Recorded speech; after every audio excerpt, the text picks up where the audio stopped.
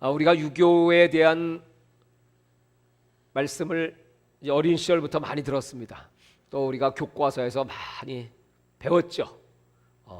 1950년 6월 25일 새벽 4시 저 북한 공산군이 이 땅을 쳐들어온 남침의 역사, 참으로 우리 민족사에서 가장 비극적인 동족 상잔의 역사.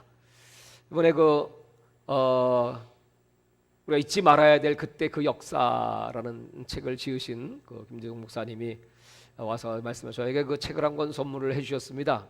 그래서 제가 그 책을 오늘 이렇게 좀 읽어보니까 거기에 이제 이런 데이터가 기록이 되어 있었습니다. 6월 25일 새벽에 북괴군이 지상군 18만 명, 대포는 400여 문, 소련제 탱크 242대를 가지고 38선을 넘어 공격해 들어옵니다. 그때 우리 국군은 거의 무방비 상태였죠.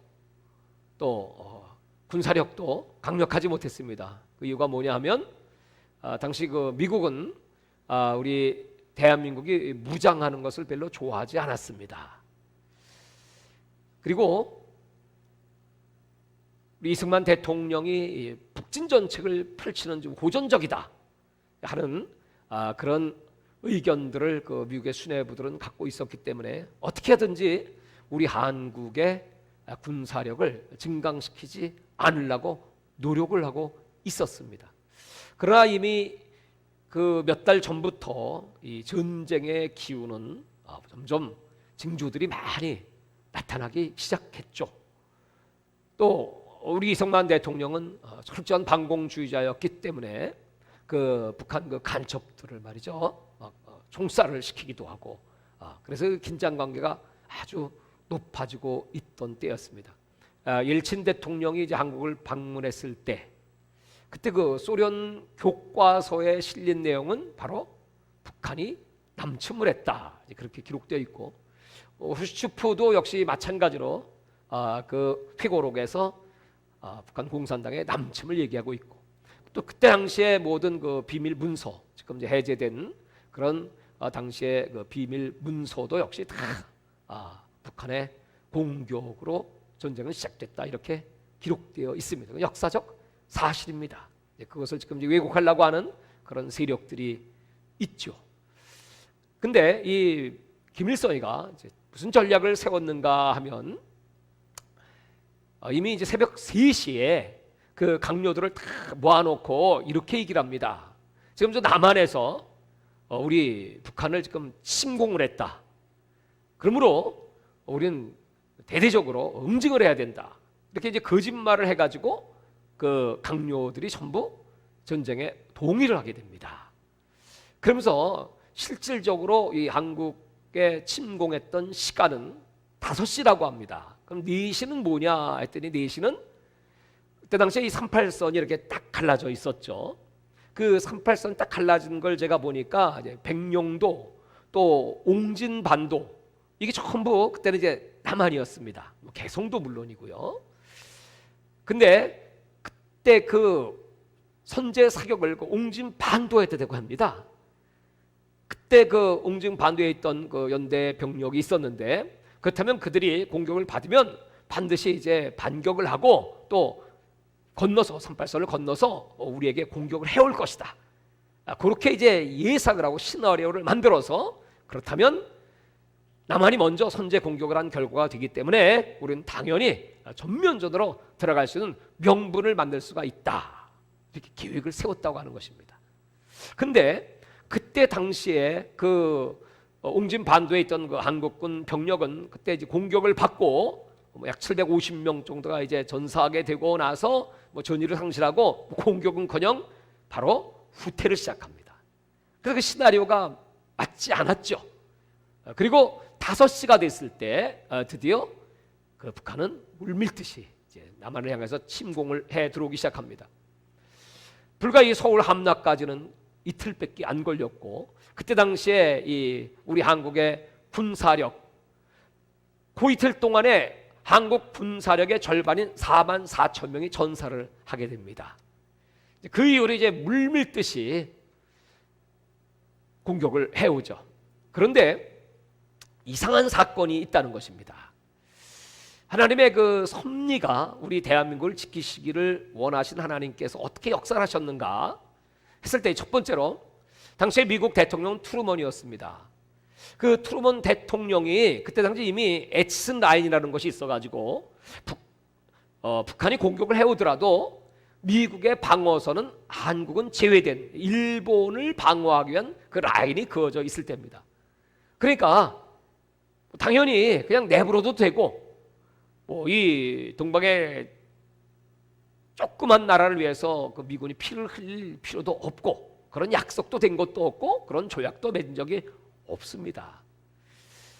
그런데 그 트루먼이 그 한국의 이런 상황을 보면서 결단을 하게 되죠.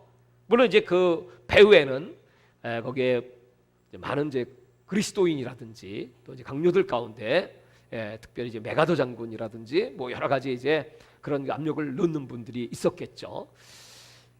그래서 그 결단을 내려서 이제 우리는 저 한국이라는 나라가 아주 작은 나라이긴 하지만 그 나라는 예수를 이제 믿기 시작하는 나라라고 하더라.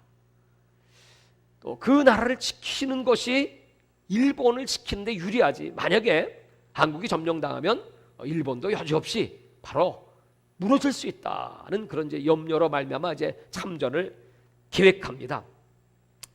그리고 나서 유엔 상임 이사회가 열리기 시작하는데 그때 당시에 그 안전보장 이사회에는 그 이사국들이 다 만장일치로 찬성을 해야 참전이 가능한데 그때 만약 소련 대표가 거기에 참석을 했다면 참전할 수 없죠. 당연히 거부권을 행사할 거니까. 근데 이상하게 그 자리에 소련 대표가 참석을 하지 않았다고 합니다. 뭐 후일에 나오는 그런 여러 스토리를 들어보면 이제 나오는 뭐 길이 막혔다든지 뭐 여러 가지 그 비하인드 스토리가 있습니다. 하여튼 하나님이 그걸 막아주셨기 때문에 그래서 당시 16개 국가가 참전을 결정하게 됩니다. 근데 나중에 그 우리 한국에 들어왔던 그 나라의 숫자를 계산해 보면 유엔 16개국 외에도 의료 지원국이 5개 나라, 물자를 지원한 나라가 39개 나라, 그리고 전후 복구를 위해서 7개 나라가 지원을 합니다. 그래서 모두 67개의 세계 각 나라가 이 한국전에 참여 또는 간접으로 대한민국을 도운 국가가 됐다고 합니다. 그러니까 여러분 한 나라의 전쟁이 터졌는데 67개의 나라가 이 대한민국이라는 작은 나라를 도왔다고 하는 것은 이건 세계 역사상 없는 기네스북에 오를 사건이다 라고 합니다. 그 다음에 세 번째는 이 북한 공산군이 서울을 점령을 했는데 근데 신기하게 일주일 동안을 지체를 합니다. 바로 파죽지세로 몰고 내려간 것이 아니었고 그 이유가 무엇인가 하면 그 북한 공산당 수뇌부의 생각은 이제 우리가 서울을 점령만 하면 이 남한의 백성들은 다 우리를 환영하고 기다리고 있기 때문에 민중 봉기를 일으켜서 스스로 완전히 다 그 대적들을 진멸할 것이고 우리 수중에 그냥 다 통째로 들어오게 되어 있다. 그때 그런 주장을 한 사람이 박헌영이었고 그 주장을 받아들여서 아주 느긋하게 있었다고 하는 것입니다. 근데 그 일주일이라는 그 시간이 이제 결정적으로 미군이 전열을 정비하고 뭐 스미스 부대라든지 이제 부대들이 막 부산을 통해서 막 들어오기 시작합니다. 그래서 이제 전선을 구축하기 시작합니다. 이제 그런 시간적 여유를 주었다고 하는 것입니다. 그러니까 지금도 왜 그런 일이 있었는지 이건 어떻게 인간적인 판단을 할 수 없고 이건 하나님의 역사가 아니면 이런 일이 일어날 수 없다. 뭐 이렇게 학자들은 생각을 합니다. 그래서 이제 미국이 참전을 시작하면서 1950년 7월 1일 날 스미스 대대가 장병 540명이 부산에 착륙을 하게 됩니다. 상륙을 하고 그리고 이제 미군이 그동안에 들어와서 참전한 용사가 몇 명인가 했더니 178만 명. 그리고 전사자가 54,246명, 실종자가 8,177명, 포로가 7,140명, 부상자가 10만 3,284명. 그래서 미군의 희생자는 17만 2,847명이라고 합니다. 그러니까 세계 최강국인 미국이 어떻게 이렇게 작은 나라를 위해서 이 어마어마한 희생을 할 수가 있을까? 특별히 그 미국의 최고위급 대통령을 비롯한 강요, 장군들의 아들들, 그 아들들이 한국전에 142명이 참전을 했다고 합니다. 그래서 35명이 전사를 합니다. 그게는 아이젠하워 대통령의 아들이 육군 중위로 참전하기도 하였고, 또 워커 장군의 아들도 참전하였고, 또 벤프레트 장군의 아들도 B-52기 폭격기 조종사로 참전을 했다가 1952년 4월 4일 야간 출격을 나갔다가 거기서 전사하게 됩니다. 제가 미국에 갔을 때 하버드 대학을 가본 적이 있는데, 거기 가면 그 하버드 대학 그 채플 벽에 한국전에 참여해서 죽은 당시의 학생들의 이름이 쫙 기록되어 있습니다. 20명 하버드 대학생 수명이 죽은 이름들이 기록되어 있습니다. 또 워싱턴 DC에 가면 거기에 그 한국 전쟁 기념 메모리얼 파크가 있습니다. 거기 가면 그 벽에 쭉 한국 역사가 이제 기록되어 있고, 또 실제로 그 당시에 그 미군 병사들이 판초 우위를 입고 또 철모를 쓰고 총을 들고 피를 맞아가면서 그 한국전에 그 전쟁하는 그 모습들, 그걸 동상으로 쫙 만들어 놨습니다. 참 그걸 보면 여러분 가슴이 찡하죠. 그리고 자유는 절대로 거저 얻어지는 것이 아니다. 자유를 얻기 위해서는 희생이, 부참한 그 살육, 그 고통, 거기에 피 흘림의 희생이 동반된다. 그런 얘기를 기록해놨습니다. 이 전쟁을 위해서 미국이 당시에 쓴 전비가 얼마인가 하면 약 당시에 670억 달러. 그러니까 이 돈을 환산하면 지금으로 계산하면 약 6,910억 달러라고 하고, 그 돈을 다시 이제 하나로 계산하면 약 767조 정도라고 합니다. 한국 전쟁을 위해서 767조의 돈을 쓰면서 이 나라를 지킨 것이죠. 대한민국이란 나라가 과연 어떤 나라이길래 하나님께서 그렇게 미국 최강대국을 진동해서 그 엄청난 희생을 치르면서 이 나라를 지켜주셨을까요? 우리 한국 역사를 보면 조선왕조실록 518년 역사가 기록되어 있습니다. 일기 형식으로 왕조실록입니다. 거기 보면 이런 글들이 기록되어 있는 500번 이상 이런 글들이 기록되어 있는데, 그게 뭐냐 하면 흉년이 왔다, 기근이 왔다. 그래서 어느 지방에 그 기근으로 말미암아 몇 명의 사람이 굶어 죽었고, 또 살기 위해서 자식을 잡아 먹었다, 인육을 먹었다. 그런 기록들이 500번 이상이나 기록되어 있다는 것입니다. 그러니까 여러분 5,000년 우리나라 역사는 뭐 반만년 뭐 찬란한 문화 역사 이렇게 얘기하고 있지만, 실상은 여러분 얼마나 비참하고 또 가난하고 문맹률로 얘기하면 세계 1위고 이런 나라가 대한민국. 근데 어떻게 이런 나라가 지금 세계 열강 가운데 10위권에 들어갈 수 있는 경제 대국이 될 수 있을까? 이승만 대통령께서 그렇게 그 오랜 시절에 하나님께 기도하고 기도했던 제목 가운데 하나가 뭐냐면, 하나님, 우리나라가 그 당시 영국은 세계 최고였습니다. 저 영국을 능가하는 나라가 되게 하여 주옵소서. 그런 기도를 했는데 110년이 지난 후 여러분 실제로 우리 대한민국은 영국을 능가하는 경제력에 있어서 그런 국가가 되었습니다. 지금 뭐 막상막하니겠습니까? 어떻게 이런 기적 같은 역사가 일어날 수 있었을까? 학자들은 말하기를 그 비결이 뭔가, 한국의 이런 그 도약, 전쟁이 끝났을 때, 그러니까 2차 세계대전이 끝나고 전 세계 그 전쟁의 그 패전을 아는 국가들 또는 전쟁의 상처를 받은 국가들이 140개 나라입니다. 전쟁의 피해를 받은 나라가 140개 나라.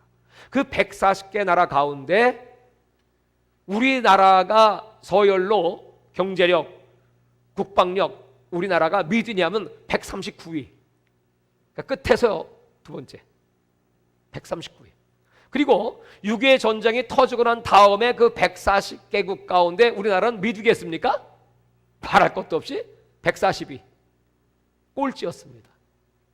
이렇던 나라가 어떻게 이렇게 눈부신 도약을 할 수가 있었을까? 거기에 대해서 이제 많은 학자들이 연구를 한 결과가 나왔습니다. 그 결과가 뭐냐면 이 대한민국이라는 나라가 잘한 건 딱 하나, 방향을 잘 잡았다. 방향. 나라가 잘 되기 위해서는 지도자가 중요합니다. 그러니까 의로운 지도자, 또 유능한 지도자, 능력 있는 지도자가 중요하죠. 그 다음에 그 지도를 따르는 백성들의 그 일치된 단합심, 단결력이 중요하죠.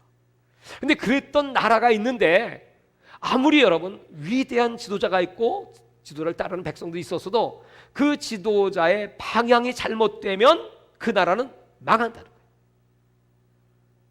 대표적인 나라가 어디냐면 베트남이었더라고요.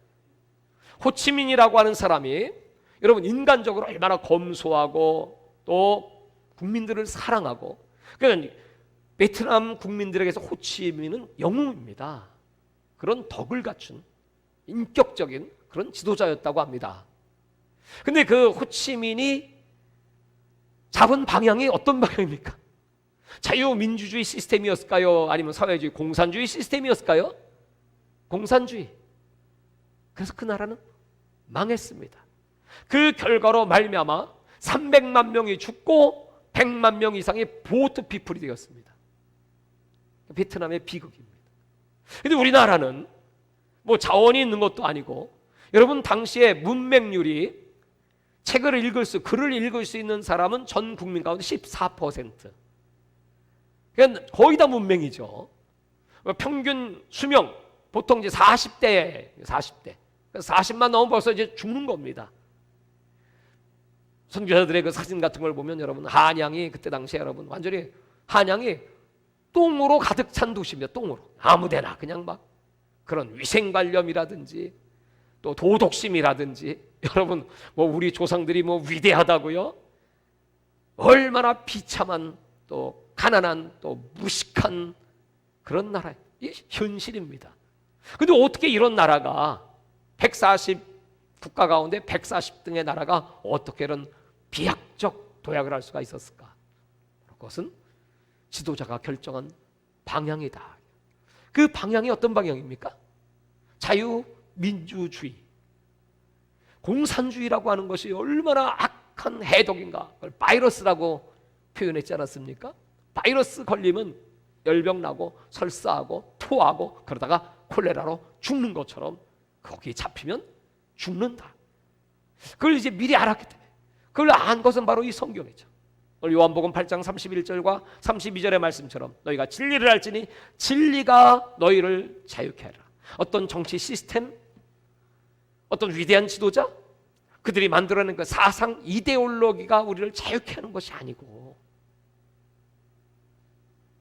그들의 그 사상, 그 철학과 이론은 인간적 머리에서 나온 뭐 공평이라고 하는, 분배라고 하는, 모두 같이 잘 살겠다고 하는 그건 머리의 이론일 뿐이지, 여러분 죄성을 가진 인간이, 욕심을 가진 인간이, 의인 없나니 하나도 없는 죄로 말미암아 심판받고 멸망당해야 될 인간이 가지고 나온 그들이 주장하는 그 철학과 사상이라는 것은 결국 멸망이잖아요. 그러나 우리의 당시에 우리 건국 지도자들은 기독교를 중심으로 한 복음을 알았고 진리만이 우리를 자유케 한다.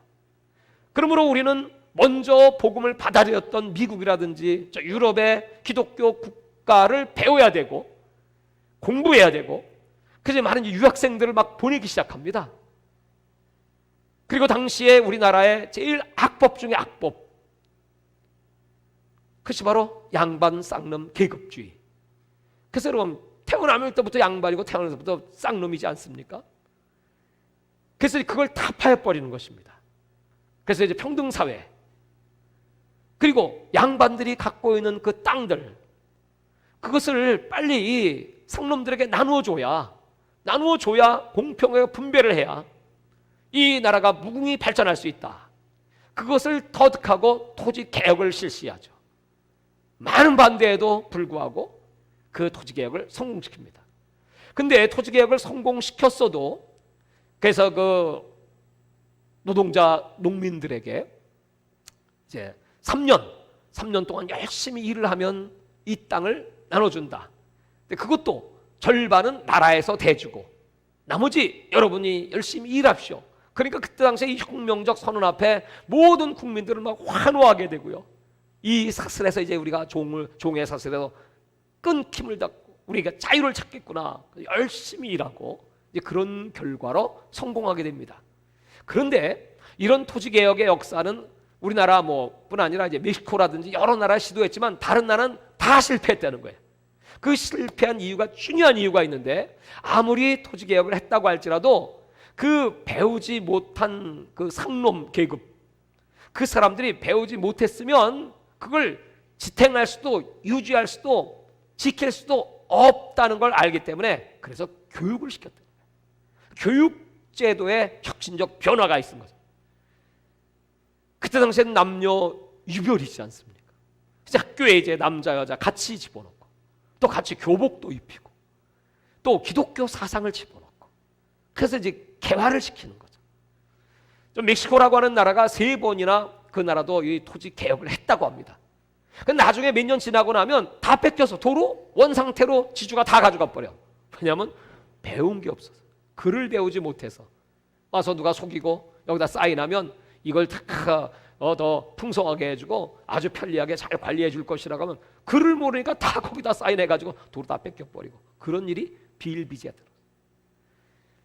여러분, 이승만 대통령께서 그때 당시에 그 후학들을 키우기 위해서, 본인은 미국 가서 하버드를 졸업하고 스탠포드에서 또 프린스턴에서 또 이제 박사학위를 받고, 그렇게 이제 그런 정도의 실력은 미국 안에서도 찾아보기 힘든 최고의 석학 중에 석학이죠. 그렇기 때문에 그 지식이라는 게 얼마나 중요한 것인가를, 교육을 중요하게 생각하고, 그때 당시에 이제 학생들, 유능한 학생들을 이제 뽑아서 이제 외국으로 유학을 국비로 이제 다 지원해주면서 보내면서, 그들이 이제 갈 때는 그 공항까지 나와서 당시에 그 강요들이 다 나와서 힘을 주고 격려해주고 위로해주고, 그래서 그때 당시에 유학생들이 어느 나라로 갔을까? 미국으로 물론 간 분도 있겠지만 그때 당시에 유학을 간 나라가 어떤 나라니까 파키스탄이라고 해요. 파키스탄. 그만큼 그때 당시에 파키스탄은 대한민국보다 훨씬 잘 살았대요. 그리고 필리핀은 우리나라보다 4배나 더 많은 국민 수를 갖고 있었고 그 선진국 수준이었다는 겁니다. 그리고 우리나라의 장충체육관을 우리나라의 기술로는 지을 수가 없기 때문에 필리핀 기술자들이 와서 지어준 게 장충체육관이라는 거죠. 그 정도로 여러분, 우리 대한민국은 정말 형편없는 나라였다는 거예요. 근데 여러분, 지금 어떻게 됐습니까? 파키스탄? 한국으로 막 노동자 들어오지 않습니까? 지금 여러분 얼마나 가난해요. 필리핀? 얼마나 여러분 가난합니까? 어떻게 이런 일이 있을 수 있겠습니까? 첫 번째는 기독교를 이 땅에 확산시키기 위한 그런 계획, 기독교만이 이 나라를 부강하게 할 수 있다. 이 백성들을 깨우치고 그리고 자손만대 축복된 삶을 살 수 있다. 그래서 이제 복음을 가리킨 것. 두 번째는 토지개혁, 세 번째는 교육개혁. 그것으로 말미암아 여러분 14%밖에 문자 해독률이 없었는데 나중에 시간이 지나가지고 그때 당시에 벌써 학교를 다 다니고 또 이 한글을 독파하고 공부를 해서 96%가 다 터득을 했어요. 96%. 그렇게 여러분 놀라운 역사들이 나타나기 시작한 거예요.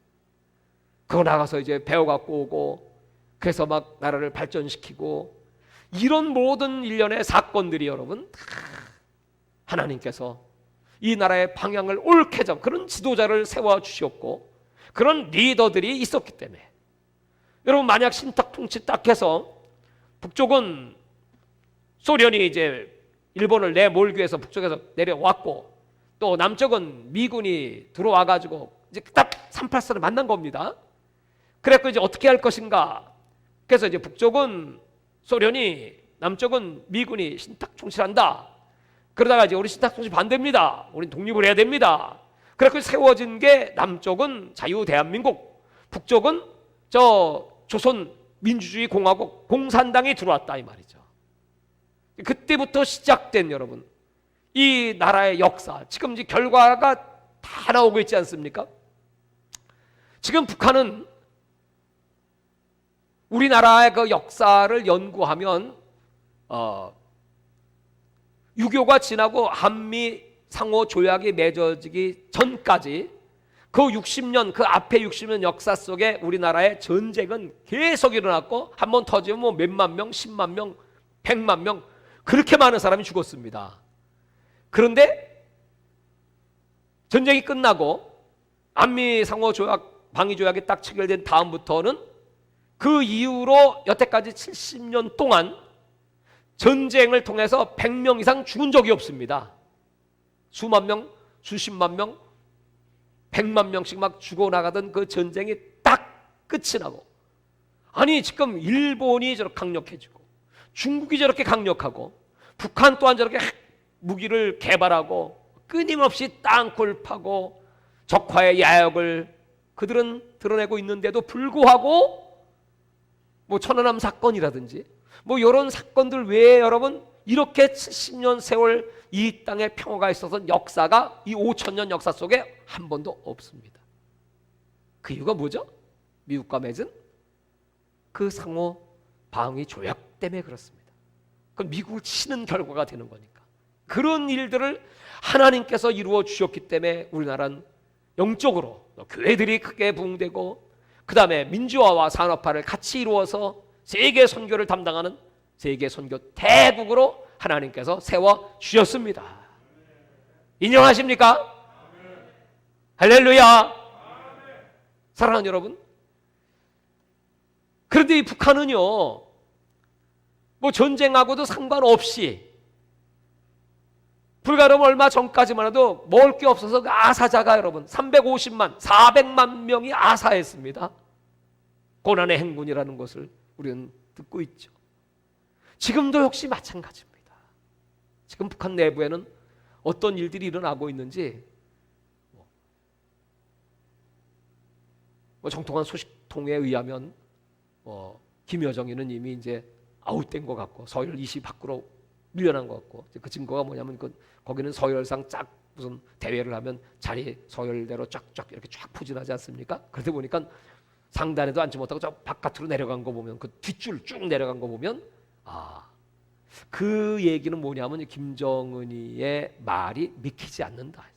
그래서 지금 군부가 막 등장을 해가지고 딱 포진을 다 하는 거 보면 군부 쪽에서 지금 어떤 실권을 갖고 있고 꼭두가시처럼 지금 되어가고 있는 것이 아닌가. 그렇다면 이미 북한에도 더 이상 김일성이 김정일이 김정은이 3대 세습 우상화 노름이 이것이 얼마나 잘못된 것이고 지금 이렇게 처절하게 멸망길로 가고 있다는 것을 그들이 다 자각을 했을 것이다. 뭐 이렇게 지금 예측하고 있습니다. 얼마 전에 어떤 분이 나라를 위해서 늘 기도하고 하시는 분이 저를 찾아왔어요.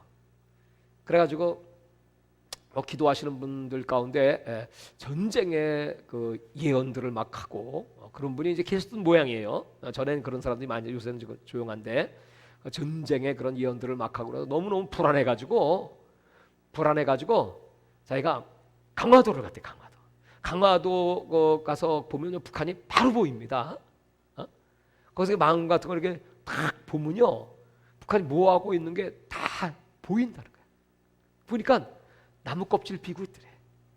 나무 껍질 먹을 게 없어서 그걸 보면서 북한이 우리나라를 쳐들어온다는 건 힘든 얘기겠구나 이렇게 자기가 판단을 하고 생각을 했다고 그런 얘기를 나한테 해주더라고요.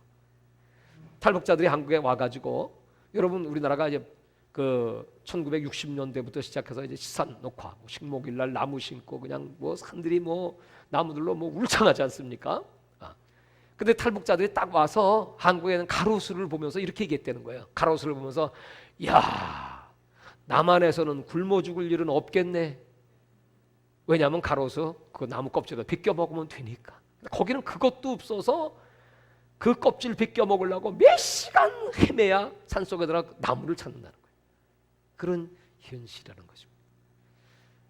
여러분, 이런 우리 대한민국의 놀라운 기적 같은 역사들, 여러분 누가 이 일을 이루셨습니까? 이렇게 방향을 잡아서 올바른 방향으로 나갔기 때문에, 물론 그 과정에는요, 우리나라 역사 속의 과정에는 다 100% 옳은 것만이 아니었죠. 거기에는 많은 잘못도 있고 또 부정도 있었고 많은 시비비가 있습니다. 그럼에도 불구하고 자동차를 우리가 타고 가다가 보면 여러분 뭐 고장 나지 않고 논스톱으로 쫙 갈 수도 있지만 가다 보면 쉬기도 해야 되고 가다 보면 기름도 넣어야 되고 또 가다 보면 뭐 고장 나면 또 수리도 해야 되고, 그렇지만 목적지 목표를 올바로 잡으면 끝까지 가는 것처럼 우리 대한민국 여기까지 올 수 있었던 것은 바로 기독교 입국론, 하나님께서 우리 믿음의 선친들이 이 나라를 건국할 때 기도로 시작하고 또 기도로 맡기고, 이승만 대통령은 평생 그렇게 이 나라의 통일을 위하여, 나중에 부정선거 여러 가지 이런 문제로 인해서 저 하와이에 이제 유배를 갔지만 거기서도 마지막까지 대한민국의 통일, 그래서 이제 연세가 드셔갖고 그랬다는 거예요. 그 시종 들고 하는 사람들, 또 젊은 사람들이 찾아오면 야, 어떻게 됐냐? 통일은 어떻게 되고 있냐? 누가 통일을 위하여 지금 목숨을 걸고 있냐? 누가 앞장서 싸우고 있냐? 본인은 나이 들어 늙어 하지 못한다고 하죠. 누가 이 일을 하고 있냐? 그럼 너무나 안타까우니까 그 밑에 사람들이 지금 열심히 통일을 위하여 뛰고 있으니 조금만 기다리십시오.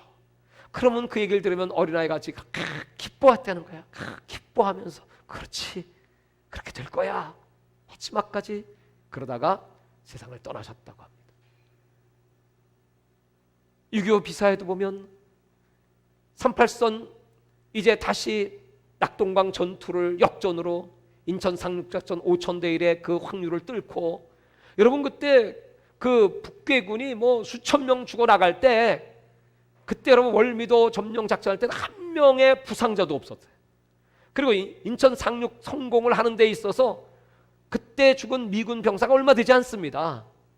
그런 대승을 거두고 서울을 수복하고 그리고 이제 북쪽으로 이제 올라가기 시작합니다. 그래서 38선까지 갔습니다. 그때 이승만 대통령 계속 밀어붙여야 된다. 이참에 저 공산당을 완전히 무찌르고 통일을 이루어야 된다. 그 메가더 장군과 이승만 대통령 절친이었다고 합니다.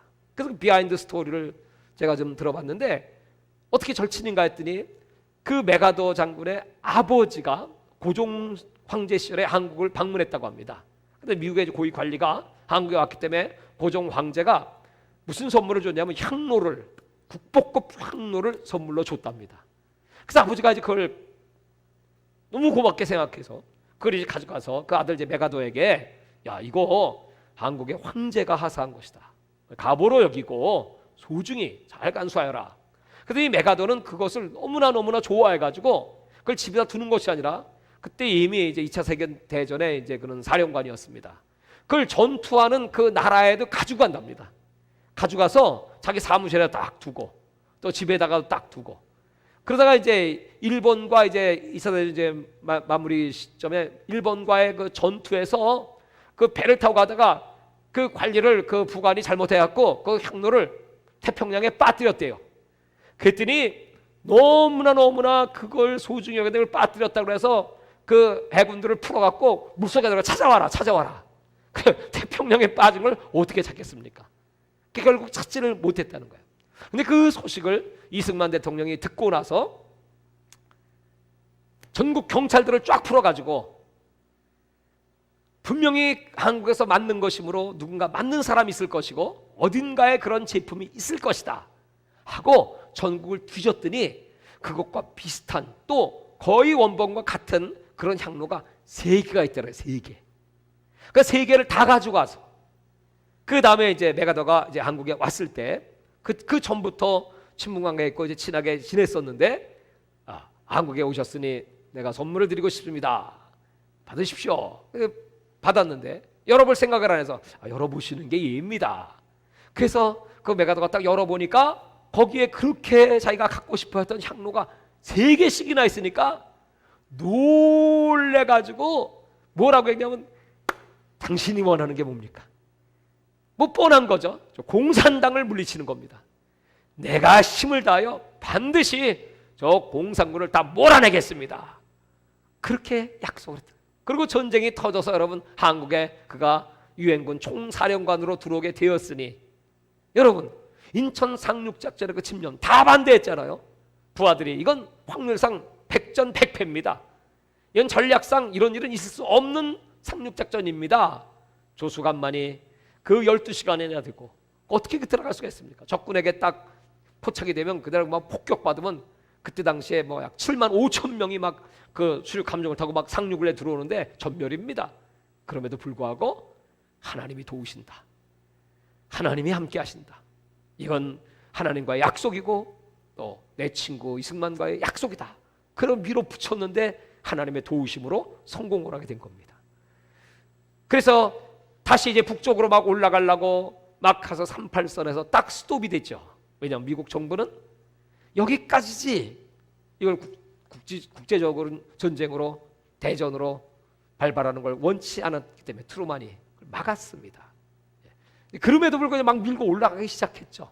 그래서 막 평양을 탈환하고 그 다음에 그 청천강까지 올라가서 이제 막 압록강까지 막 진군을 압록강까지는 경계 라인이니까 그 다음 중국이니까 더 이상은 안 되죠. 거기까지 완전히 통일하려고 했는데 그때 중공군 45만 명이 참전을 하게 되는 겁니다.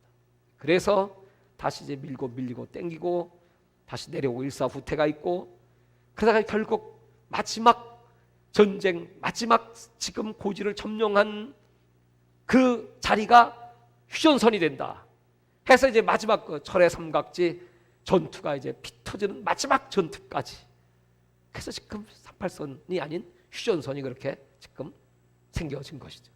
거기에 이르기까지 그 역사 하나님의 도우심이 아니시면 이룰 수 없는 그런 기적 같은 역사들 여기까지 하나님이 지켜주고 한미상의 상호 방위조약으로 말미암아 이 땅에 그렇게 평화가 있고 그래서 우리나라가 어마어마한 비약적 발전을 이루고 세계의 선교를 감당하며 여기까지 왔는데 여러분 지금은 어떻습니까? 이런 역사적 사건 다 잊어버리고 또 이제 학교에서는 가르치지도 않습니다. 우리 젊은 사람들은 알지도 못합니다. 지금도 남한에서 북침했다고 합니다. 김일성이는 위대한 장군이라고 합니다. 이런 사람들이 많습니다, 여러분. 그러니 우리나라의 미래가 어떻게 되겠습니까? 미군 철수하라고 하고 아니 미군이 철수했다면 여러분 우리나라가 어떻게 되겠어요? 지금은 또 어떻게 되겠습니까? 하나님이 붙여놓으신 것이고 그걸 이용해서 우리나라가 이렇게 경제적 발전했고 미군 주둔뿐만이 아니라 미국은 우리 한국의 경제 발전을 위한 모든 뒷받침을 다 해주었습니다. 그래서 우리나라가 이렇게 살아갈 수가 있는 것이죠. 여러분 그래서 우리가 미국에 감사해야 되고 아울러 이 모든 하나님의 은혜임으로 하나님께 감사하고 끝까지 우리 대한민국이 자유대한민국으로 남아서 이제 이 천국복음을 땅까지 전파할 때까지 주님 오시는 그날까지 쓰임받는 하나님의 나라가 되게 하여 주옵소서. 지금 우리의 기도가 아주 절실합니다. 금년 71주년 제가 기도하면서 다시 한번 그래 우리 역사 다시 더듬어 보고 이 역사를 신명기 32장 7절에는 너희 후손들에게 가르쳐라 너희 아버지에게도 조상에게 물어라 다시 더듬어 보고 이 성경이 하나님의 역사 아닙니까?